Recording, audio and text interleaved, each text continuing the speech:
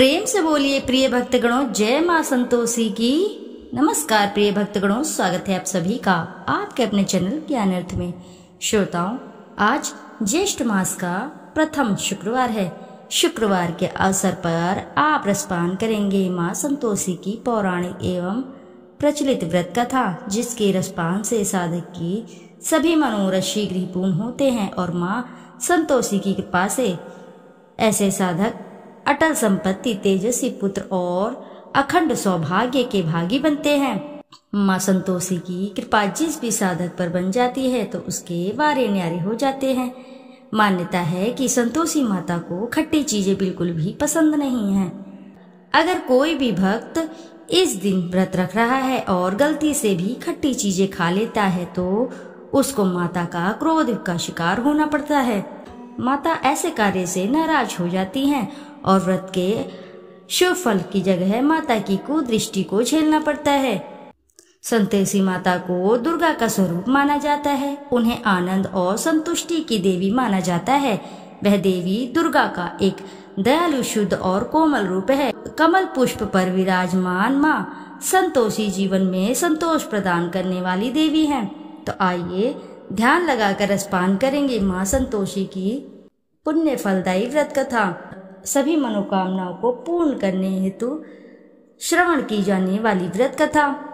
एक बुढ़िया थी, उसके 7 बेटे थे। 6 कमाने वाले थे जबकि एक निकम्मा था। बुढ़िया 6 बेटों की रसोई बनाती, भोजन कराती, उनसे जो कुछ जूठन बचता वह 7वें को दे देती। एक दिन वह पत्नी से बोला, देखो मेरी माँ को मुझ पर कितना प्रेम है। वह बोली, क्यों नहीं, सबका जूठा जो तुमको खिलाती है। वह बोला, ऐसा नहीं हो सकता, मैं जब तक अपनी आंखों से ना देख लूं मान नहीं सकता। बहू हंसकर बोली, देख लोगे तब तो मानोगे। कुछ दिन बाद त्योहार आया। घर में 7 प्रकार के भोजन और चूरमे के लड्डू बने। यह सब जांच करने के लिए सिर दुखने का बहाना कर पतला वस्त्र सिर पर ओढ़े रसोई घर में सो गया। वह कपड़े में से सब देखता रहा। 6 भाई भोजन करने आए। उसने देखा माँ ने उनके लिए सुंदर आसन बिछाकर नाना प्रकार की रसोई परोसी और आग्रह करके उन्हें जमाया। वह देखता रहा। 6 भोजन करके उठे तब माँ ने उनकी जूठी थालियों में से लड्डुओं के टुकड़े उठाकर एक लड्डू बनाया।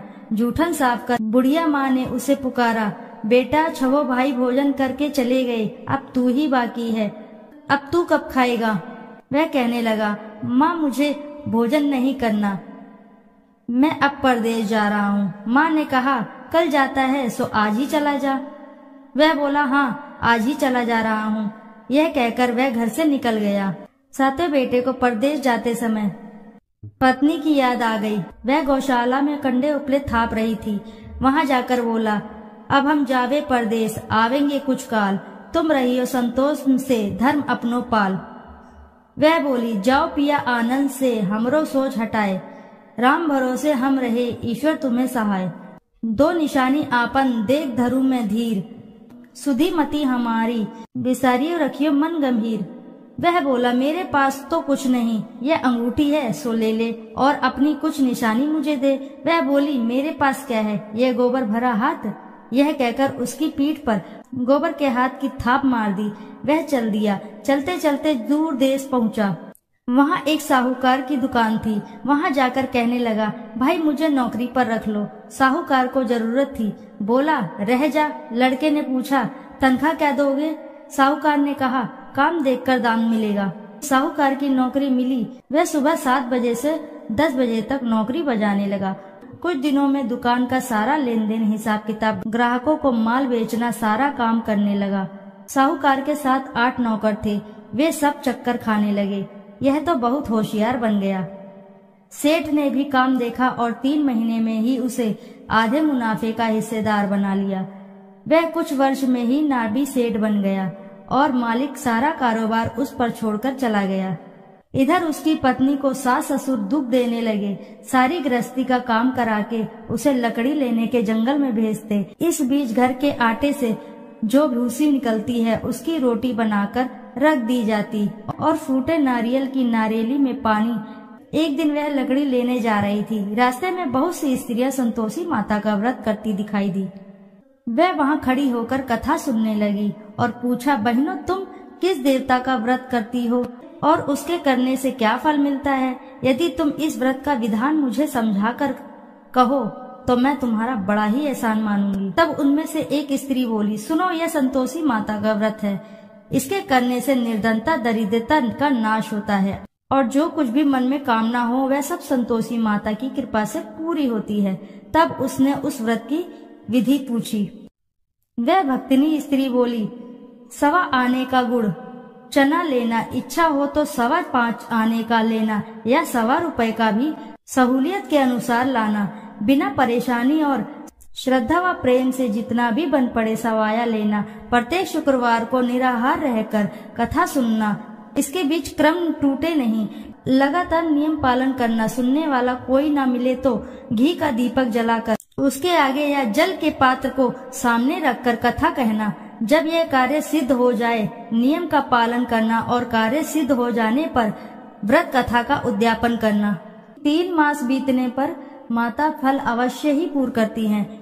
यदि किसी के ग्रह खोटे भी हों तो भी माता वर्ष भर में कार्य सिद्ध करती हैं। फल सिद्ध होने पर उद्यापन करना चाहिए, बीच में नहीं। उद्यापन में 2.5 सेर आटे का खाजा और इसी परिणाम से खीर तथा चने का साग 8 लड़कों को भोजन कराना। जहाँ तक मिले देवर जेठ भाई बंधु के हों, ना मिले तो रिश्तेदार और पास पड़ोसियों को भी बुला सकते हैं।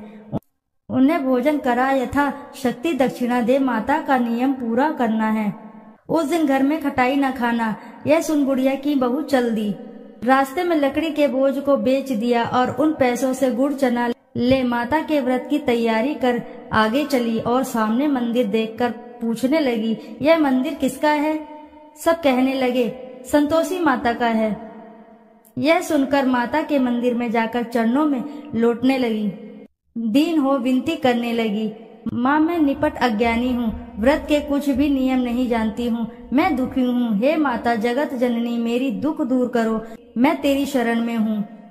माता को दया आई। एक शुक्रवार बीता कि दूसरे को उसके पति का पत्र आया और तीसरे शुक्रवार को उसका भेजा हुआ पैसा आ पहुँचा। यह देख जेठ जेठानी मुंह सिकोड़ने लगे, लड़के ताने देने लगे। काकी के पास पत्र आने लगे, रुपया आने लगा। अब तो काकी की खातिर बढ़ेगी।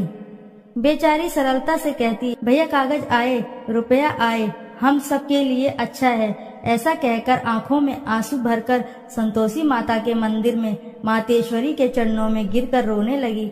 माँ मैंने तुमसे पैसा कम मांगा है, मुझे पैसे से क्या काम है, मुझे तो अपने सुहाग से काम है, मैं तो अपने स्वामी के दर्शन मांगती हूँ। तब माता ने प्रसन्न होकर कहा, जा बेटी तेरा स्वामी भी आएगा। यह सुनकर खुशी से बावली होकर घर में जा काम करने लगी। अब संतोषी माँ विचार करने लगी, इस भोली पुत्री को मैंने कह तो दिया कि तेरा पति आएगा, लेकिन कैसे? वह तो इसे स्वप्न में भी याद नहीं करता। उसे याद दिलाने को मुझे ही कुछ करना पड़ेगा। इस तरह माताजी उस बुढ़िया के बेटे के पास जा स्वप्न में प्रकट होकर कहने लगी, साहूकार के बेटे सो रहा है या जागता है? वह कहने लगा, माता सोता भी नहीं जागता भी नहीं हूँ, कहो क्या आज्ञा है? माँ कहने लगी, तेरे घर बार कुछ है कि नहीं? वह बोला, मेरे पास सब कुछ है, माँ बाप है, बहू है, क्या कमी है? माँ बोली, भोले पुत्र तेरी बहू घोर कष्ट उठा रही है, तेरे माँ बाप उसे परेशानी दे रहे हैं, वह तेरे लिए तरस रही है, तू उसकी सुध ले। वह बोला, हाँ माताजी यह तो मालूम है, परंतु जाऊं तो जाऊं कैसे? परदेश की बात है, लेन देन का कोई हिसाब नहीं, कोई जाने का रास्ता नहीं आता, कैसे चला जाऊं? माँ कहने लगी, मेरी बात मान, सवेरे नहा धोकर संतोषी माता का नाम ले, घी का दीपक जलाकर दंडवत कर दुकान पर जा बैठ। देखते ही देखते सारा लेन देन चुक जाएगा, जमा का माल भी बिक जाएगा, सांझ होते होते धन का भारी ठेल लग जाएगा। अब बूढ़े की बात मानकर वह नहा धोकर संतोषी माता को दंडवत घी का दीपक जला दुकान पर जा बैठा। थोड़ी देर में देने वाले रुपया लाने लगे, लेने वाले हिसाब लेने लगे, खरीदार नगद दाम दे सौदा करने लगे। शाम तक धन का भारी ठेल लग गया। मन में माता का नाम ले, चमत्कार देख प्रसन्न हो घर ले जाने के वास्ते गहना कपड़ा सामान खरीदने लगा। यहाँ काम से निपट तुरंत घर को रवाना हुआ। उधर उसकी पत्नी जंगल में लकड़ी लेने जाती। लौटते वक्त माता जी के मंदिर में विश्राम करती। वह तो उसके प्रतिदिन रुकने को जो भी स्थान ठहरा, धूल उड़ती हुई देख वहाँ माता से पूछती है, हे माता, यह धूल कैसे उड़ रही है? माता कहती है, हे पुत्री, तेरा पति आ रहा है। अब तू ऐसा कर, लकड़ियों के 3 बोझ बना ले, एक नदी के किनारे रख और दूसरा मेरे मंदिर व तीसरा अपने सिर पर। तेरे पति को लकड़ियों का गट्ठर देख मोह पैदा होगा, वह यहाँ रुकेगा, नाश्ता पानी खाकर माँ से मिलने जाएगा। तब तू लकड़ियों का बोझ उठाकर जाना और चौक में गट्ठर डालकर जोर से आवाज लगाना, लो सासू जी, लकड़ियों का गट्ठर लो, भूसी की रोटी दो, नारियल के खोपड़े में पानी दो, आज मेहमान कौन आया है। माता जी से बहुत अच्छा कहकर वह प्रसन्न मन से लकड़ियों के 3 गट्ठर बनाई, एक नदी के किनारे पर और एक माता जी के मंदिर पर रखा। इतने में मुसाफिर आ पहुंचा। सूखी लकड़ी देखकर उसकी इच्छा उत्पन्न हुई कि हम यहीं पर विश्राम करें और भोजन बनाकर खा पीकर गांव जाएं। इसी तरह रुक कर भोजन बना विश्राम करके गांव को गया। सबसे प्रेम से मिला। उसी समय सिर पर लकड़ी का गट्ठर लिए वह उतावली सी आती है। लकड़ियों का भारी बोझ आंगन में डालकर जोर से 3 आवाज देती है, लो सासू जी, लकड़ियों का गट्ठर लो, भूसी की रोटी दो, आज मेहमान कौन आया है।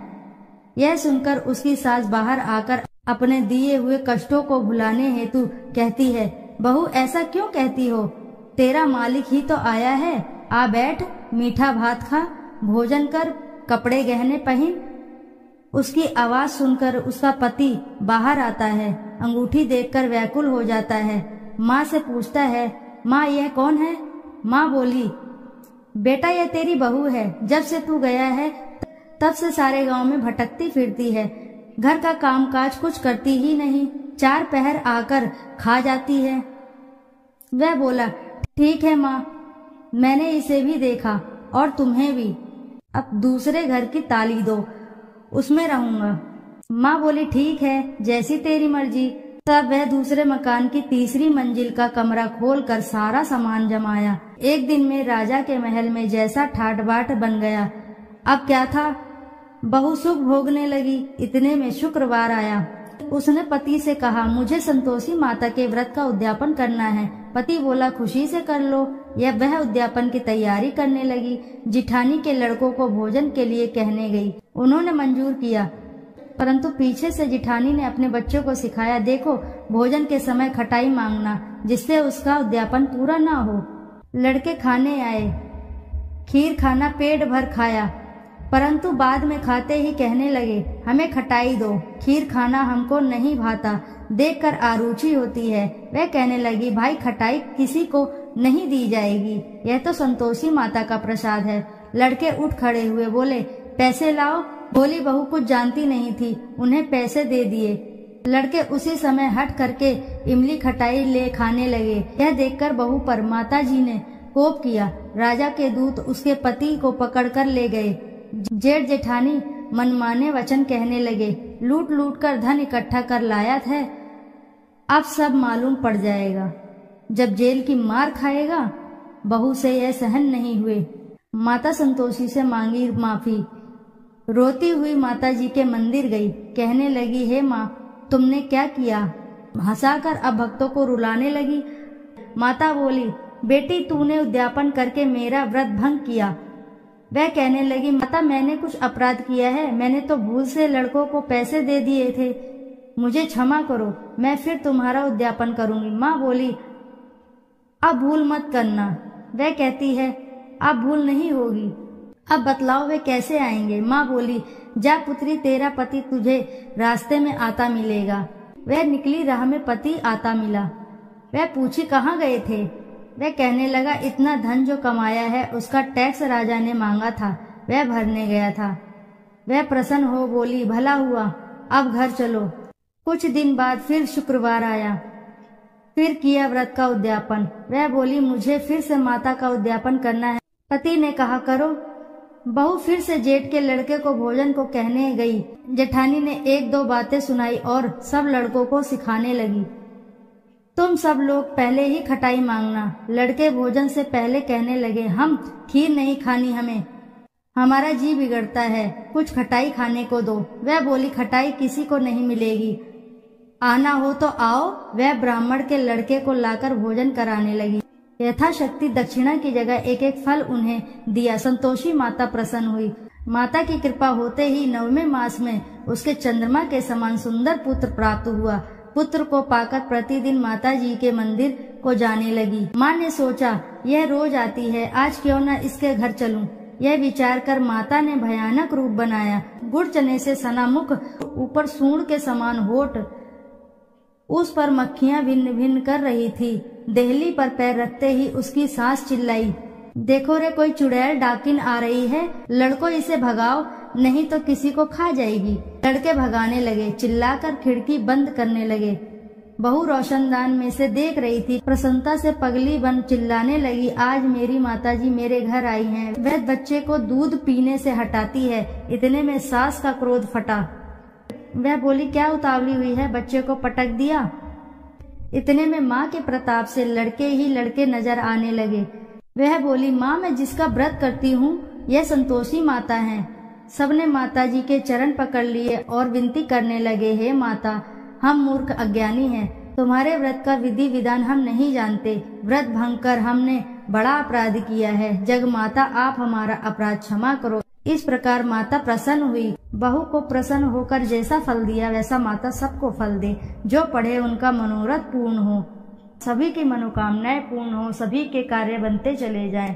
बोलो जय संतोषी माता की जय।